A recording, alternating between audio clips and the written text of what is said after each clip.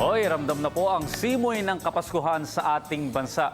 Bukod sa mga nagsasarapan ng mga pagkain, yung mga parol, mga Christmas decors, makikita rin yung mga sasapit sa Pasko, yung mga kabataan na nagiging masaya. Ano kaya ang mga pulso ng ating mga chikiti ngayong holiday season? Ano kaya ang kanilang mga wish? Alamin po natin yan sa Paskong Handog ni Julius Disamboron. Iba't ibang tradisyong pamasko na ang nagsisimula ng maramdaman ngayon.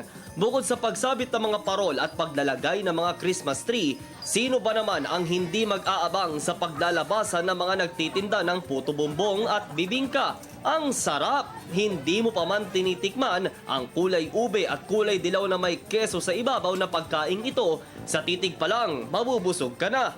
Kung ganito mga eksena lang din ang iyong makakasalubong sa daan, tiyak na mapapatigil ka at mapapabili. Bukod sa mga katakam-takam na pagkain, pinaghahandaan na din ang simbang gabi at misa de Gallo. May ilang simbahan sa bansa ang magsisimula ng magdaos ng pagdiriwang sa darating na ika-15 ng buwan. Tiyak na maririnig mo na naman ang himig ng kampana ng simbahan.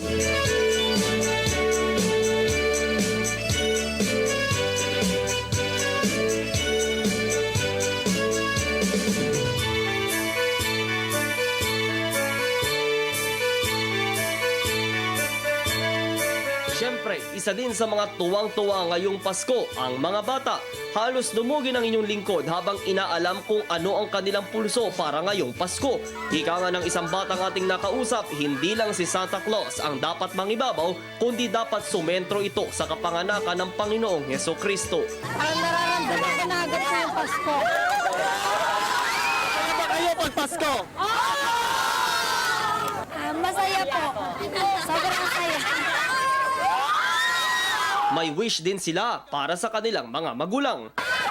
Yung masaya kami mga magulang ko. Yun lang. Sama-sama ang pamilya. Ngayong Pasko nga daw, dapat munang kaligtaan ang galit, away, problema o mga negatibong bagay. Sa halip ay ituon sa pagkakaisa, pagmamahalan at pagbibigayan. Yan ang tunay na diwa ng Paskong Pinoy.